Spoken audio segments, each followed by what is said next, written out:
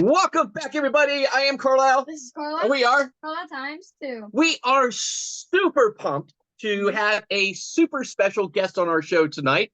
And not only a special guest in what she does and who she is and what she brings to her industry, but this is our inaugural interviewing, to learn more about professional cosplayers. So this is so big on so many levels for us, and we are so grateful. So please welcome our special guest, professional cosplayer, and also 2016 inductee into the Cosplay Hall of Fame, Marial Clark.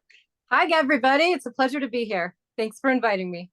Well, we are super excited, and I tell you, since we last spoke, I was so inspired, and Aww. So just everything you talked about and the things you bring to it. We're going to talk about this as we go through, but it's so amazing.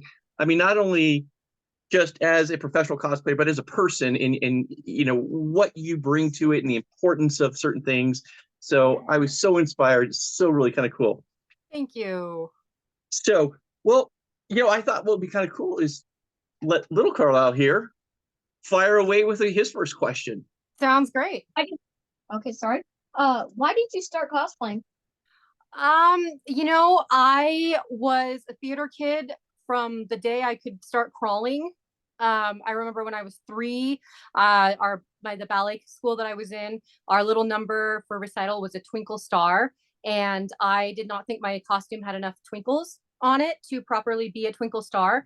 And so I talked my mom into sewing some more on, and it's just kind of been a thing ever since. And then when I met my husband and moved here to Utah, right after that is when fanx started. And I was so excited because here was an opportunity to really let my geek flag fly. And so dressed up, started going, and the rest is history. Wow. So, kind of going back to, I mean, this is your hallmark character. I know you do multiple characters, but this is your coup de grace here. This is your big one, the one that, it's funny. I was talking to somebody a few minutes ago, and I said, we're going to be interviewing this really cool person on our channel. I said, you ever been to fanx? I said, yeah. I said, it's this one. It's this person. And so I was like so excited, so tickled to say that. But, when, you got into it so young, what was your process, or, what drove you towards the characters that you have cosplayed? It started as a fan thing. I would dress up and go to midnight movie premieres for Lord of the Rings and Star Wars. And being the nerd that I was, I really wanted to do a little extra. So when I was in college for Lord of the Rings, my roommate and I, we went and bought cheap bed sheets at Walmart and sewed as close to screen accurate as we could get Arwen and Eowyn costumes. And I had, like little elf ears glued on and the whole 9 yards. And this is back when laptop batteries only lasted like 2 hours, and so we each brought our laptop, and so we were sitting in line and we were watching. So we watched one movie on her laptop, and then we watched the next movie on my laptop, and then it was time to go into the theater and watch the third movie. Same thing with Star Wars. I was leaving on my mission, a few weeks after that, and so I was like, this is my last hurrah. What do I have in my closet? So I had a pair of old ballet tights and some purple spray paint. And I was like, okay, I'm going to be a purple Twi'lek. I'll just throw it together. Had tails coming out. And it was just fun. And then here, in Utah, joining the cosplay community, I come from a trauma background. So I grew up in a really traumatic home environment. I've gone through a lot of therapy, a lot of healing, a lot of recovery. And now I have children who, due to generational trauma, were born with a lot of mental health issues. But I found that in the cosplay community, especially here in Utah, a lot of people in that community are healing, are hurt. And the Utah cosplay community really is like a family, a safe environment for them. So for me, I started picking characters that I felt were strong and protective. That is not what happened with her. The Evil Queen was an accident, but for example, my Ancient One cosplay, I really like that because she's a woman. She's powerful, but she's also very caring. She protects her temple. She protects the world. She takes in Doctor Strange when he's broken and helps him realize that he is more than just his surgeon hands that don't work anymore, that he still has potential. And I kind of see that happening in our cosplay community as well, is that when there's a nurturing, warm, protective environment or person, that people are able to start healing and feel better about themselves. But for the evil queen, my daughter, my firstborn, she was turning 1 and her birthday is in October. And so I told my husband, because we're big Disney fans, I said, this is probably going to be the only time we will have time and money to go to Disneyland and make a big deal, about it. So we're going for her birthday. We're going to Mickey's Halloween party because I want to dress up in the park. I never got to do that. And we're gonna make this, we're gonna blow all our money because then we're gonna have more kids and it's never gonna happen again. So we went.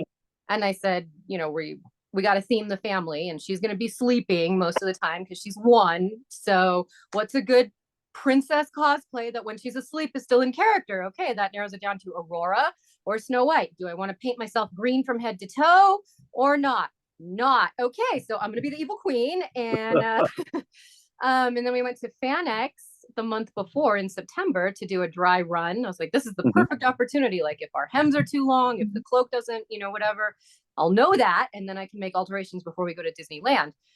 And I did not expect her to be a hit.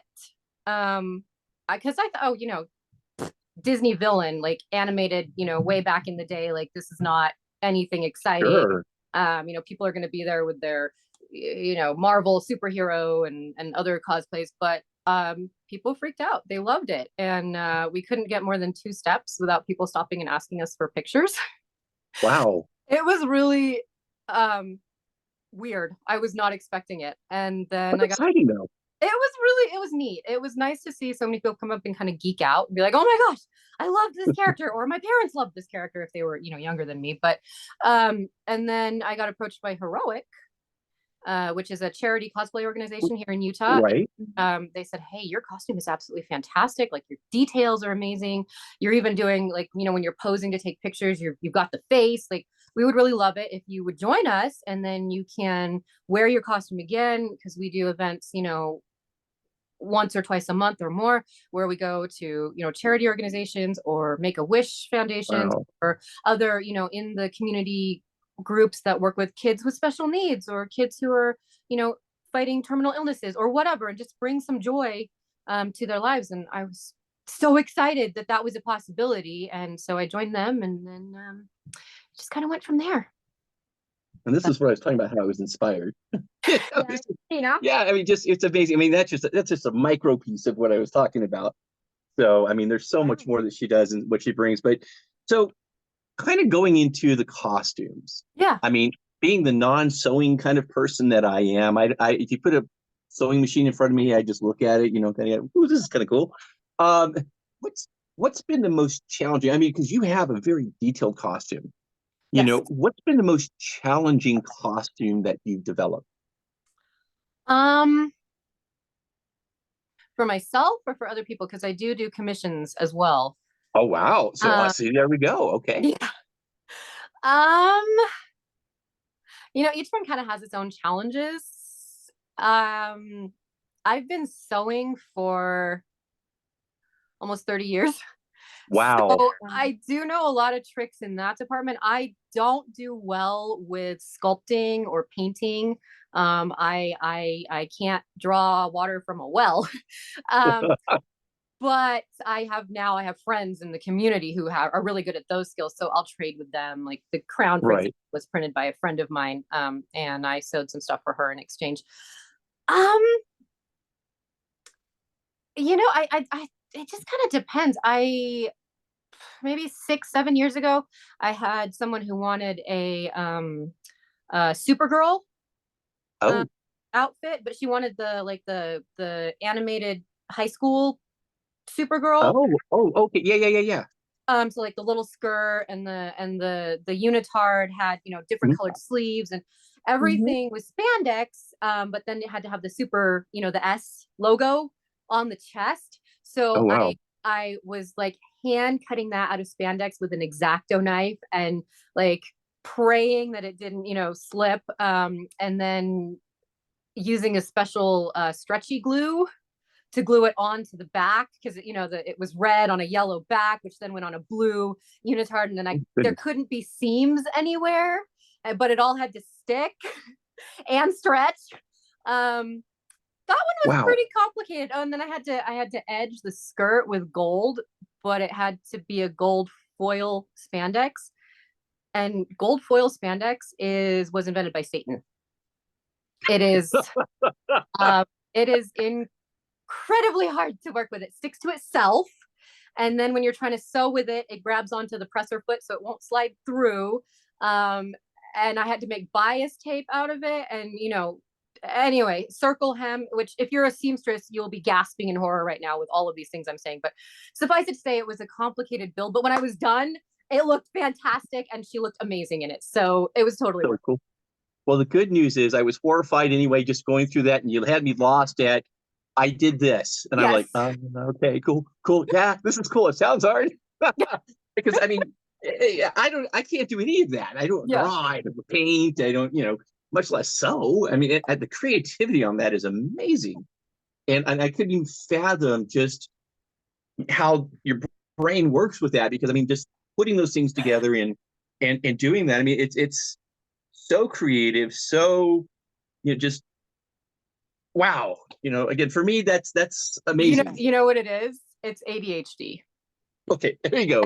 That's all it is. I have ADHD. I mean, I do have ADHD, and my brain doesn't shut up. So if I can kind of send it into a useful portion. So I mean, I will sit in bed when I'm trying to fall asleep and plan ways that I would make costumes. If I'll watch a movie and I'll be like, ooh, okay, so if I wanted to make that, how many yards of tulle would I need? And what would I have to do here? And yeah, it just doesn't shut up. So no, that's awesome though. But you know what?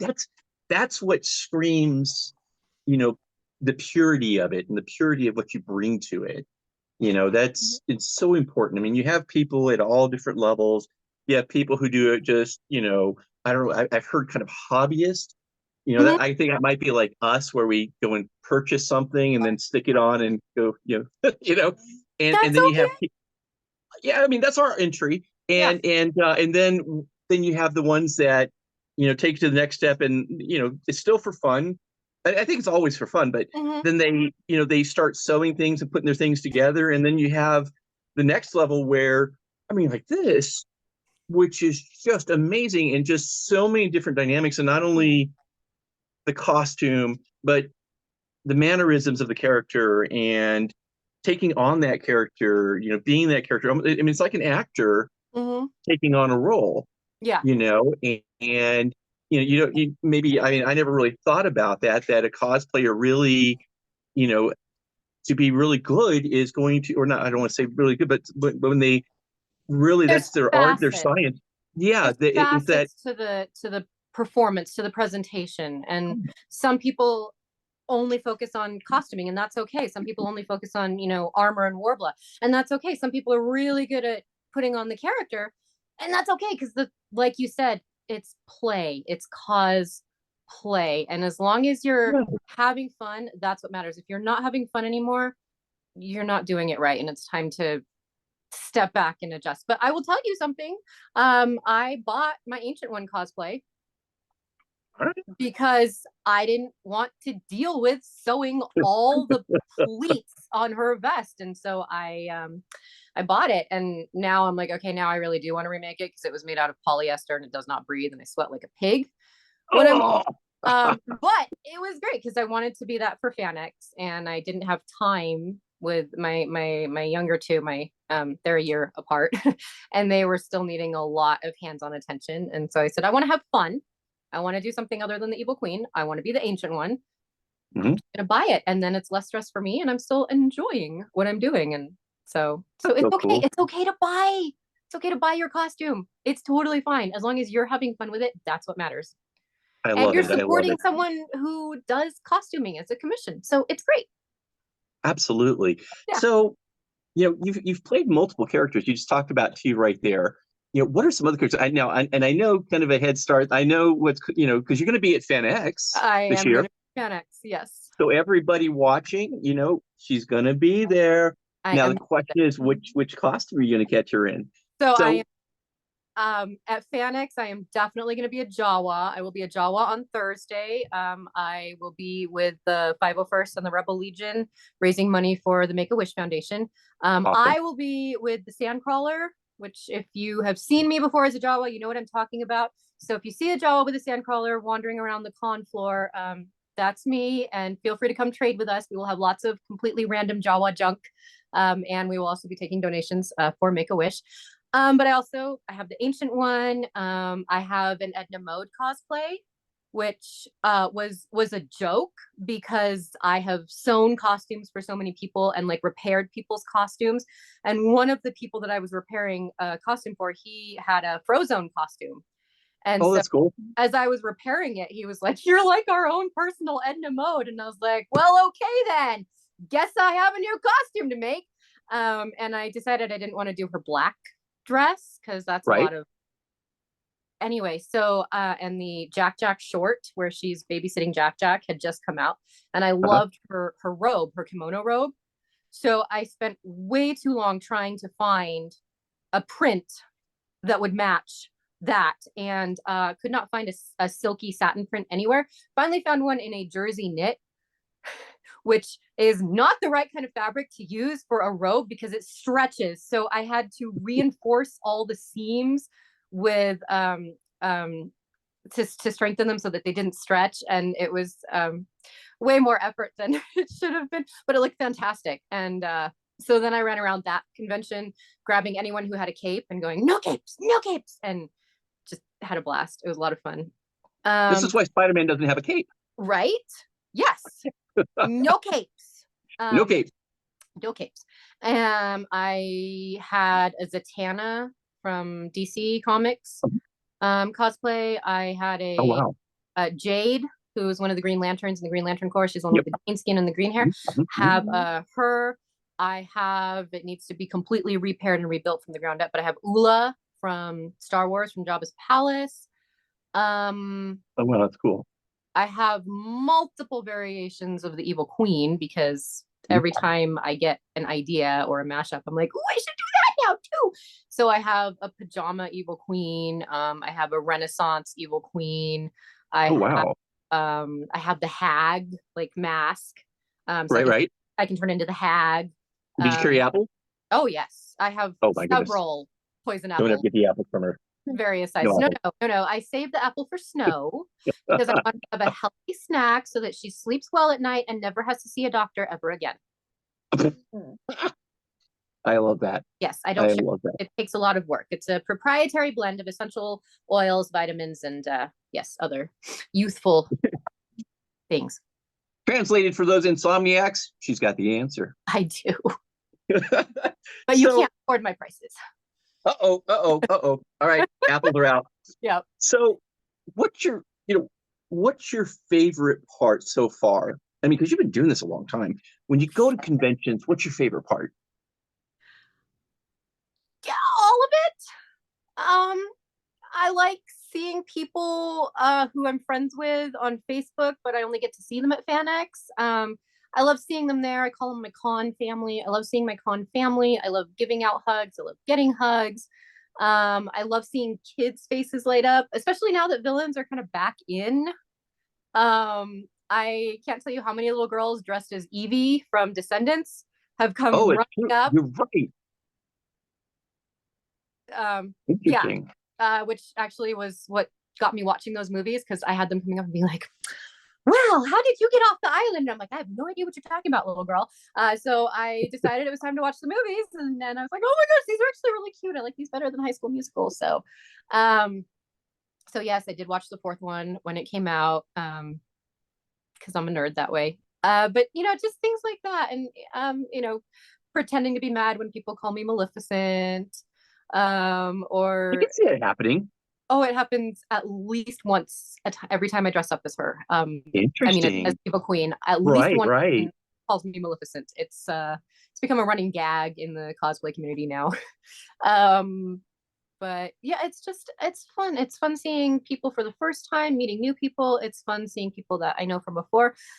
It's really fun when like the celebrity guests get excited. Ooh.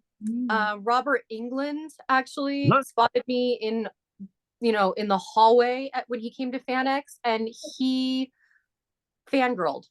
And You're kidding. no, he came That's up so and cool. he was like, you are amazing, you are beautiful. And I was like, oh, thank you.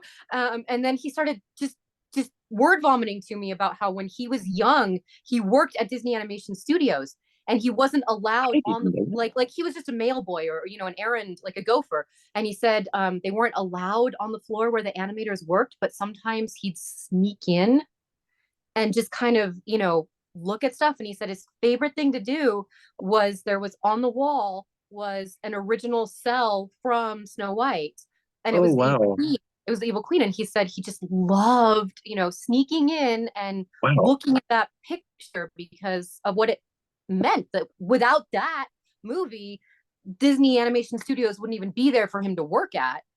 Sure. And so he was it was really sweet to to have someone who I looked up to as an actor telling me how excited he was to see my costumes. So So um my question for you is, when he approached you, did you start hearing one, two, three? Just kind of before you no, get Robert it England took played me Freddy a Krueger. it took me a minute and I was like, why am I feeling uncomfortable about this person? And Boy, it started getting a little I noticed warm in he the had a area. You get a FanX little bodyguard. scratching. Yeah, yeah, yeah. And he's like standing right next, whispering in my ear, and I'm like, personal That's space. so But then I crazy. know, oh, oh, oh. um, so yeah, because So you meet them in public and they don't know, and you don't realize they're celebrity for a minute, and then yeah, you're like, wait, you're someone, yeah. So wow. So going back sorry, I to think we had the some lag. community, the local community, you're so involved with it, and for anybody who's attending Mm-hmm. FanX, please make sure that you stop by and check with her and make sure you do a trade or make a donation to Make a Wish. It's a really great thing to do. Yes. But with it being so vast and diverse, what are some other ways you stay connected with your audience and fellow cosplayers? So I am pretty active in the FanX Facebook group. I like to post, random just check-ins. Mental health is really important to me Mhm. because I struggle with it. My kids struggle with it. I know there's lots of people that struggle with it. So I like to do kind of check-ins and just see how everyone's doing. And if someone is making a post about how they're not doing well, I like to come and support. I like to post funny things. I just like to be there and be kind of available. I also have people that follow me on my Instagram and my TikTok and stuff like that. And so it's fun. It's fun to have that way to connect. Because being a stay-at-home mom, a lot of times I'm at home, in my pajamas, haven't taken a shower in 4 days, like wondering, when am I going to get my spoon drawer refilled? And I mean that literally and literally, by the way, because dishes. But so I like being able to reach out on social media and kind of be there. And I have people that will message me, and sometimes they'll be like, "Oh, you're probably too busy. Don't worry about responding until you're available." And I'm like, "I have children. It's 11 o'clock at night. Of course I'm awake. They're both climbing, in the bed. I can't sleep. I will absolutely text you back. Don't even worry." What? I So there's right, right. I keep reminding myself someday, theoretically, I'm going to miss this. Can we get to that part where I miss They tell us this? that. I'd like to start missing this, but no, they're fantastic. Yeah, of Yeah, course. yeah, yeah, yeah. So, I imagine there are a lot of, I mean, uh, you've probably heard just about every question that can be asked. What are some Active. misconceptions?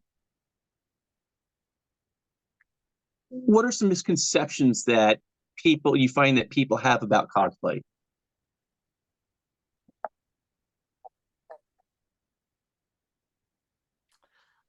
Some people think that it is a competition. Mhm. I actually had a couple people like reach out to me and say, "Hey, make me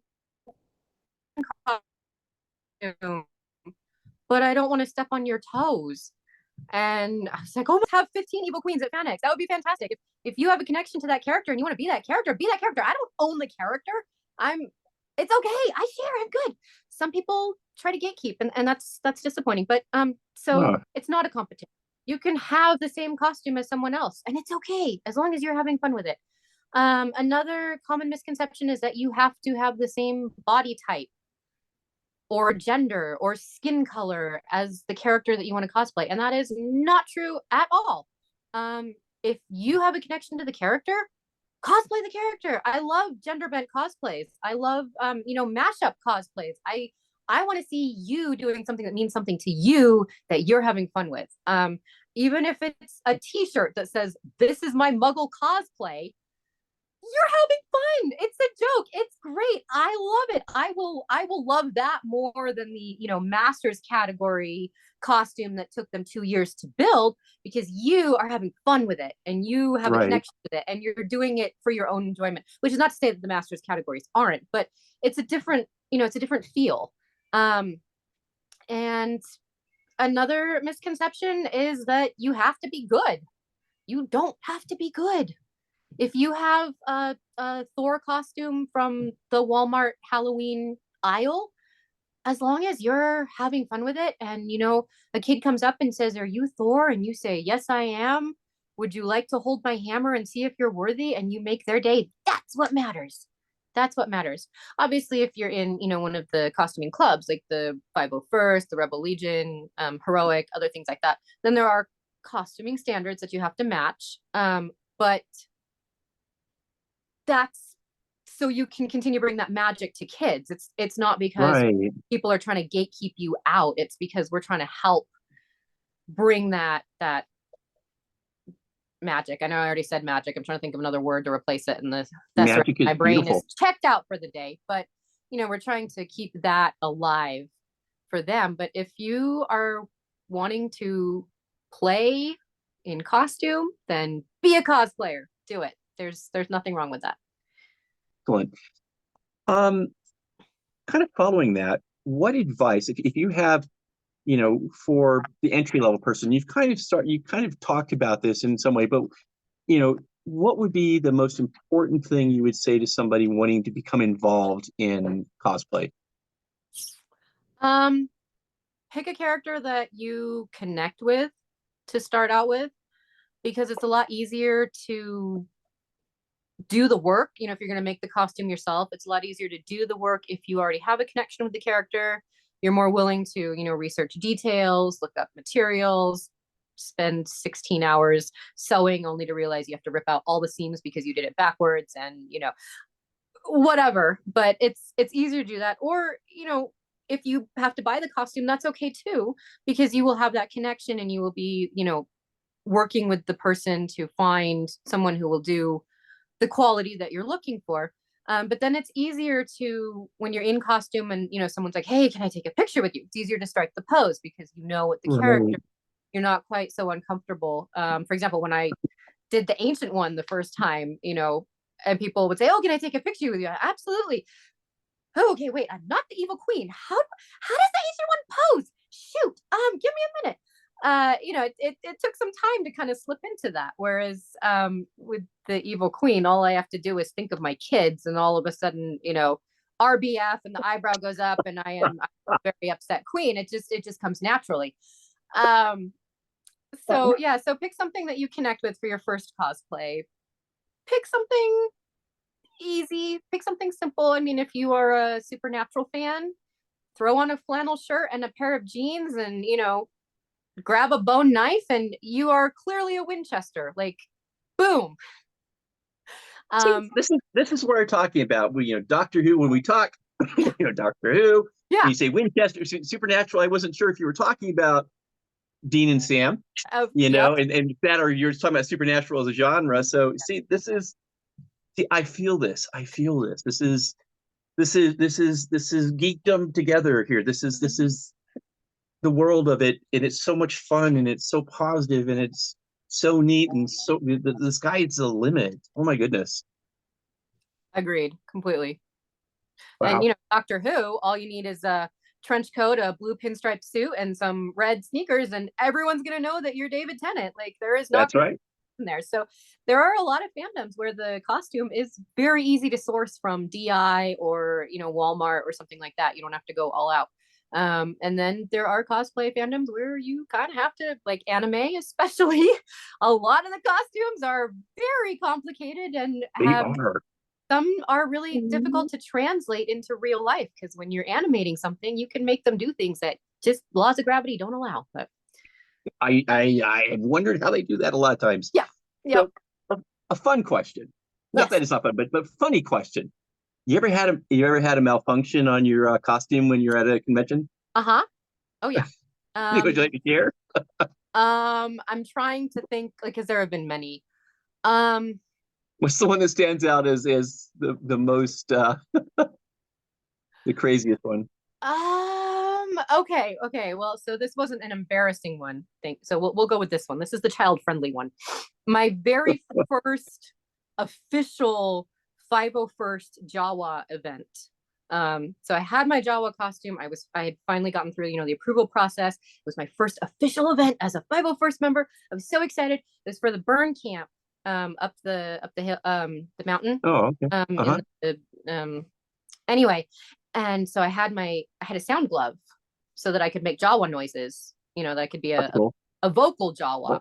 Yeah, right. And showed up, and all of a sudden I was bombarded by about 10 super excited kids who were about 8 years old, who had all built foam noodle lightsabers at, the earlier in the day activity. Oh, no. And they just went to town on me. And yanked out the audio cable solder on my sound glove. So I like 5 minutes into my first event as a Jawa, I lost my voice. And there wasn't I couldn't go off stage, I couldn't go try to, and when I did figure out what had happened, I was like, well, I wouldn't have been able to fix this anyway, because I don't have my soldering gun and I don't have, so I spent the next 2 hours miming and just, and it was great. I had a great time, but it was definitely one of those, if anything can go wrong, it will. And it's usually the first time you wear your costume, you figure out all the issues. No matter how many times you do a dry run, try it on, walk around, you think you've got it all figured out. You show up at an event, invariably something will go wrong. Oh my goodness. My previous crown, this is actually my second 3D printed crown. My previous one was really weak right here, and it cracked several times, and we glued it back together a few times, but it just became one of those, like, this is not fixable anymore, need a new crown. So there were, times where I was posing, to hold the crown on, and there's always stuff. It just depends. Two times I've forgotten my collar, or, well, not forgotten it, but in the mad rush out the door in the early morning, trying not to wake my family up, it fell out of, the bundle, and I didn't notice it till I got to the event. And so the evil queen without the collar. And let me tell you, like, you don't think this is an important part, but it's a big part of her silhouette. And when it's not there, uncanny valley, like, at least to me, like, I see myself and I'm like, nope, don't look right. So all right. There's always stuff that happens. It's great. I've learned to carry a little sewing kit with needle, thread, hot glue, safety pins, just in case, and also a change of clothes that still evoke the character, so that if I have to change out, I can still, like, come kind of be participant. 501st racing shirt, for example, so that if something happens to my Jawa, I can put that on and still come help, the other 501st people that are there. Or when I'm the Evil Queen, I usually have like a hoodie or a t-shirt that still has Evil Queen stuff on it. So if I have to change, I still can kind of rep the brand. It just depends. But yeah, always bring a change of clothes, always bring comfortable shoes, and always bring a repair kit. And also, I would imagine when you're making, just like I remember I was listening to Tom Holland talk about the Spider-Man costume, how he couldn't, once you had it on, he couldn't use the bathroom, so you got to make sure. So make sure you prepare for that. I know that's the only thing I know. Yep, yep. Unhydrate before you go. Yes. Unhydrate. Oh man. And So then hydrate while you're in costume, or you will be miserable afterward.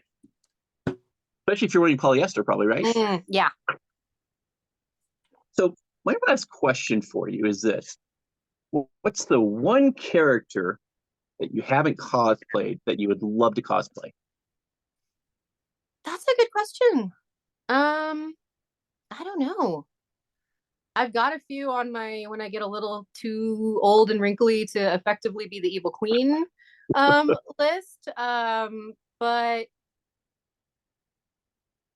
I didn't think I would when I made this costume, I didn't think I would end up having this connection that I have to this character. And I really haven't come across another character in media of any sort that I've felt that same desire to I have to make this costume. For me, it's just kind of, oh, what sounds fun? Like Edna Mode, that was a hoot, that was a joke, and it was fun, and I could wear my real glasses with that, which was always a bonus because contact lenses are a big way to have a costume malfunction. I don't know. I'm honestly, if I could choose, I'd choose to be able to be her for as long as I am capable of movement and rational conversation, which isn't gonna happen, but I'm enjoying it while it is. So That's that would be awesome. a dream. Well, But I think for some reason I imagine that's going to go on for a long time. thank you. So just for our we're going to put it down in the description too. But if you want to share your TikTok and your different social media, so if Yeah, anybody wants to follow. absolutely. So on TikTok, I am Utah Evil Queen. Be warned that is literally just cosplay shenanigans. So it's Jawa stuff and then like random evil queen things. I am on Instagram as Cosplay Creations. I am on Facebook as Marial Clark. If you follow me on that one, you will end up getting lots and lots of updates on the shenanigans of my spawn, because they always have adventures. It's very exciting. And then also in terms of the cosplay community, I work with Legacy, I work with Heroic, I work with Kids Heroes, I work with the 501st, I work with the Rebel Legion, I work with fanx as the Cosplay Hall of Fame, I work with the Mascot Miracle Association, I work with Wow. Millie's Princess Foundation, I work with Ink for a Cause. I anyone who wants the evil queen to come support what they're working with. I work with Make-A-Wish. I will be there. If you ask me to come help with something, I will do whatever I can to come help, because that's what I love doing. I love being able to give back to our And, community. and and that's what makes you even just more awesome. It's not just about cosplay. It's what you do with it, and how you share it with the world, and just your love for things, and that's so awesome. Whether it's the motherly thing, or the evil witch, or whatever it is, that's so cool to be able to bring that kind of joy to people. And I encourage everybody, subscribe to her. Check out her social media. If you know somebody that's in need, and looking for that, and you have foundation or anything, definitely reach out to her. And especially if you're going to be at FanX, do not get past No, her little Jawa speeder without stopping by and at a minimum please come saying hi by. to her. Yes. Yeah, And you on can make it. Saturday, I will be a fanx. I will be the evil queen. So if you see me across the con floor, just holler, "Hey, queen," and come running up and please give me a hug. I love hugs. That's I will awesome. hug you. I follow the Disney rule when it comes to hugs. I don't let go until you let go. Because if you need a hug, you need a hug, and I will give you one. So please. Well, I'm from the South and I'm a hugger, so Nice. yeah. So, well, Mariel, it's been an absolute pleasure having you on, and I can't wait to meet you and catch up with you at FanX. And again, anybody who's going, please find her. And if you find us before you find her, we'll find her for you and get you to her. And again, thank you so very much. You are an awesome person. Oh, thank Cosplay you. is off the charts, and I'm just so glad that there are people like you who bring this to the world. I mean, it's Thank an you. amazing thing, and very appreciative. And again, even more appreciative that you've taken the time. We certainly appreciate it. I know our fans do, our subscribers do, and leave some wonderful comments for her, because I mean, this is a cool person. Hard to find cool people in life, and when you get it, Aw. you know, Thank you. That is that's really good. thank you. It's my pleasure being here. I'm really glad I could have this experience with you. Thank you. And I look forward to seeing you at FanX as well. All right. Well, everybody, thank you for, watching this. And again, leave a comment and let us know what you think. And again, if you're going to be in the local area, let us know. And let's see if we can hopefully, run into you at FanX or another event later too. And like I said, in the meantime, enjoy her social media content and be a part of that world. And if you've got any questions, definitely send them her way. And we wish everybody the best. Thank you. And as always, our traditional Peace out. peace out.